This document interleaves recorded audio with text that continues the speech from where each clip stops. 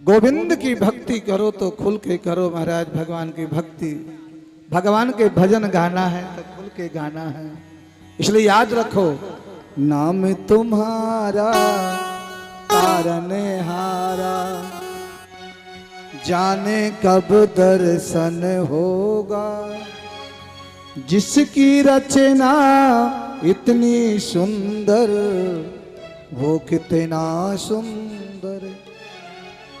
किसी पक्षी को देखना, किसी चिड़िया को देखना, रंग बिरंग कितनी सुंदर बनाया है, कितनी सुंदर। और वो भी महाराज भगवान से प्रेम करती है। लेकिन मनुष्य थोड़ा सा महाराज भगवान के प्रति थोड़ा परिश्रम हो जाए, हार जाते हैं। ये शरीर से ज्यादा भगवान के प्रति मेहनत करो, भगवान के प्रति श्रद्धा रखो ज्यादा से ज्यादा। 88,000 संत बैठे हैं नामी शरण में। आज उन्हीं के मध्य महाराज सूत जी महाराज का आगमन हो गया। सूत जी महाराज का जैसे आगमन हुआ, 88,000 संतों ने सूत जी महाराज से को नमन किया और उनसे कहा कि अज्ञान ध्वंस विध्वंस कोटि सूर्य समप्रभा, सूताख्या हि कथा सारम मम कर्ण रसायनम। गोविंद सौनक जी महाराज बोले कि हमें कोई ऐसी कथा सुनाइए। आप वेदों के जानकार हैं, पुराणों के जानकार हैं, आप संपूर्ण जानकार हैं, कोई ऐसी कथा सुनाइए, कथा सुने हम और दुख दूर हो जाए संसार का।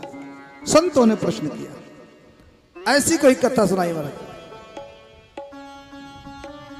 क्योंकि महाराज इस कलयुग में बचने के लिए एक सहारा है तो भगवान की कथा है। याद रखना, सन 2027 तक, पिछले बार भी मैंने आपको घोषणा किया था श्री महापुराण कथा, 27 साल तक हमारे देश पे, मनुष्य पे, प्रजा पे बहुत संकट है, बहुत संकट है महाराज। हारी क्या, बीमारी क्या, शत्रु क्या, सब कुछ बलवान होंगे महाराज। हर चीज बलवान होगी तुम्हारे ऊपर, हम सब के ऊपर। इसलिए मैं निवेदन करूंगा कि भगवान से प्रेम करो, भगवान की पूजा करो।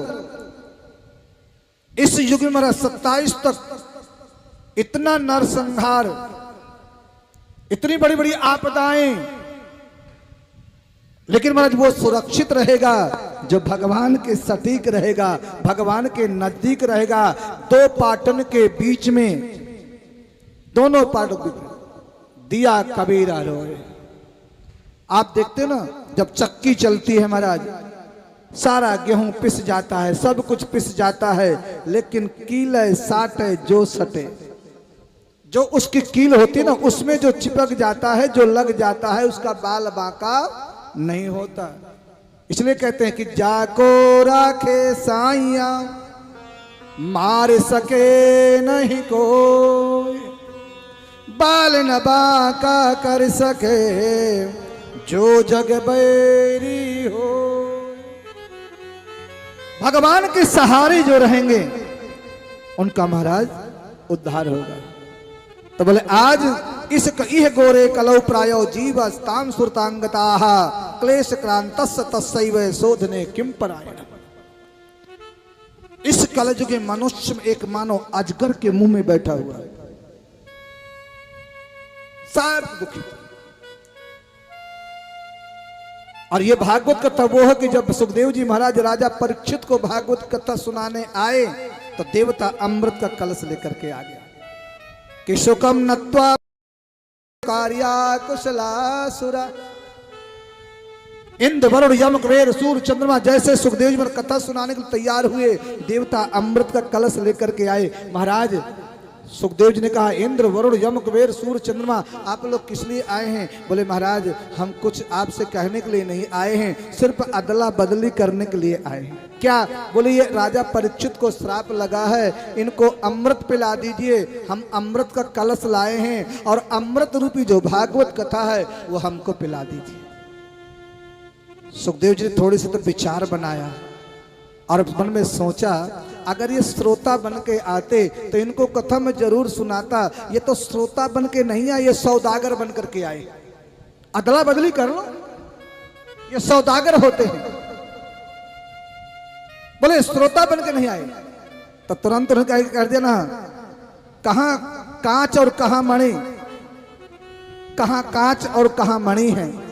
क्या काचा को मरण महान, अमृत को कांच बताया और भागवत को मणि बताया। अमृत कांच, क्योंकि अमृत पीने वाला स्वर्ग में जाता है, लेकिन जब उसके धर्म नष्ट हो जाते हैं एक माला पहना दी जाती है उसको, और वो माला की मणियां धीरे धीरे सूखती जाती, तो चिंता होती जाती। एक मणियां सूख गई, दूसरी मणियां सूख गई, तीसरी मणियां सूख गई, तो उसकी चिंता बढ़ती रहती है।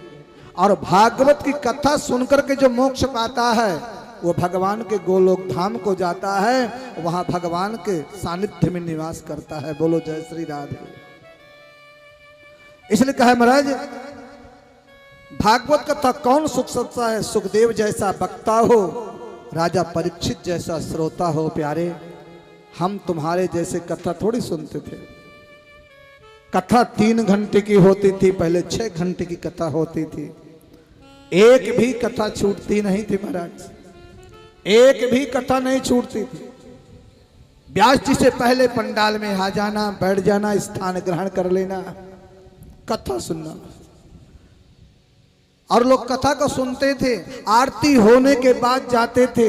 भागवत जी की आरती हुई, उपस्थित हो गए, कथा सुनी, आरती हुई, आरती ली, प्रसाद लिया, फिर जाना चाहिए। ऐसी कथा होती है। एक भी शब्द, अब तुम्हारा 3 ही घंटा कथा होती है, 3-4 घंटे, उसमें भी हम लोग समय नहीं दे पाते। इसलिए मैं आपसे निवेदन करूंगा। तब उन्होंने कहा महाराज, और जैसे,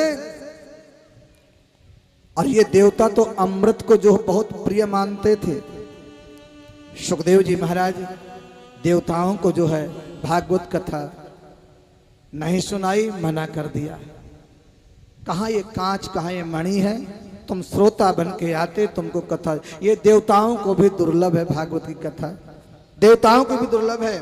और जैसे मेरा समय व्यतीत हुआ और धीरे धीरे जब समय आया, राजा परीक्षित ने 7 दिन तक कथा सुनी, और 7 दिन कथा सुनकर के 7वें दिन सुंदर विमान आया, और विमान पे बैठ करके जब गोलोक धाम को जाने लग गए, शंखों के शंख निनाद हो रहे हैं, पुष्पों की वर्षा हो रही है, जय जयकार की ध्वनि हो रही थी।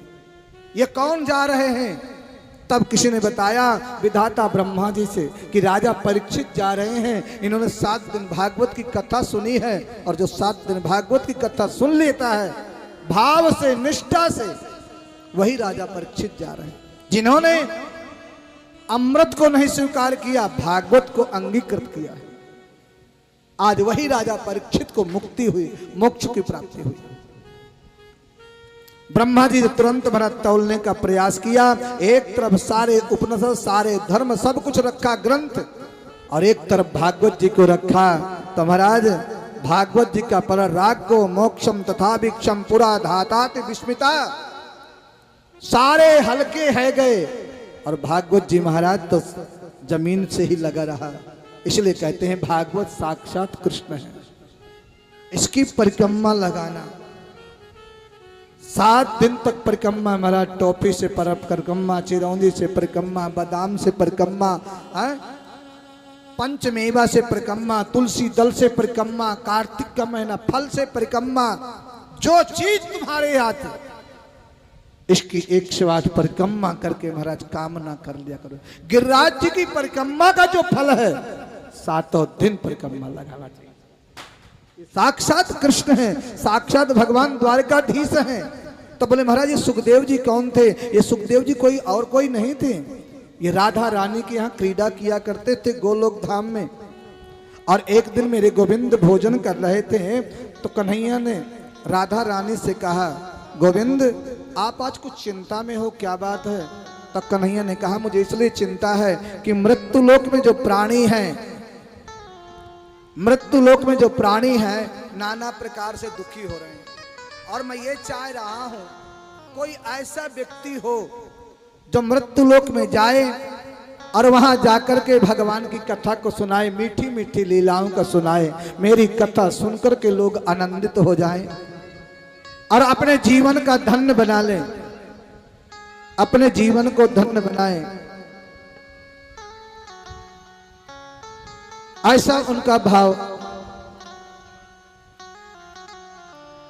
तब राधा रानी ने कहा अपने जीवन को धन्य बनाने के लिए, प्रशांत पंडित जी हो तो, प्रशांत पंडित जी हैं यहाँ पे, ये बच्चों को सबको बाहर निकालिए, पहले सबको बाहर निकालिए, एक तरफ से इनको बाहर निकालिए, बच्चों को सभी को, जो भी बैठ जाए सबको बाहर निकालिए, इनको जितने बच्चे उनको सबको बाहर करिए,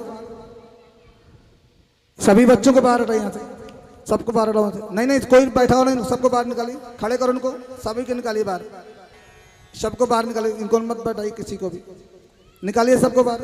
बेटा ये खेल कूद मैदान नहीं इनको निकालिए, सबको, सभी को, नहीं इनको सब खड़े करो, कुर्सी सबको निकालिए, इनको सभी को निकालिए, हाँ इनको सबको निकालिए बाहर, सबको इसको सबको, हाँ इनको छोड़े, नहीं इनको बोलो, इनको सबको बाहर बाहर के लिए चलिए, सबको निकालिए बाहर। जो खड़ा दिख जाए बच्चा उसको तुरंत बाहर निकाल दीजिए।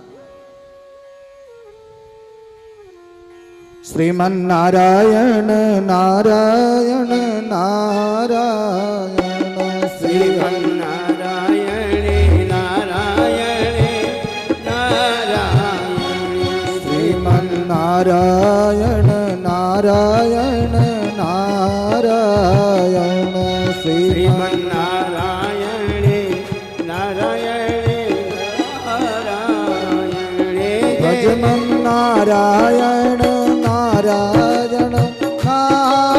नारायण, भजमन नारायण नारायण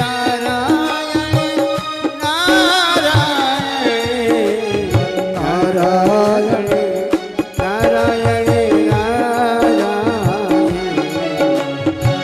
नारायण नारायण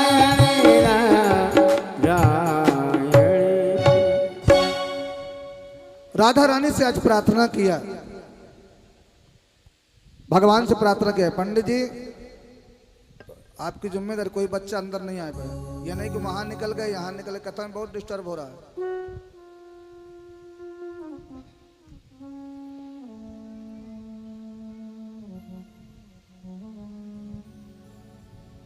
तब भगवान ने जो है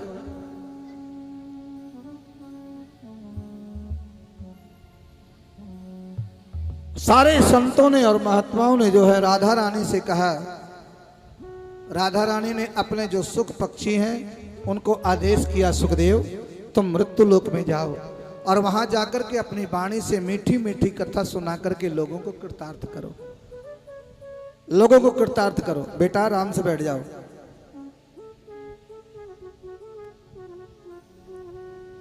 और वही राधा रानी के आदेश पर सुख जो है कैलाश पर्वत पे आए और भगवान शिव मां जगदम्बा को कथा सुना रहे हैं अमरनाथ की गुफा में।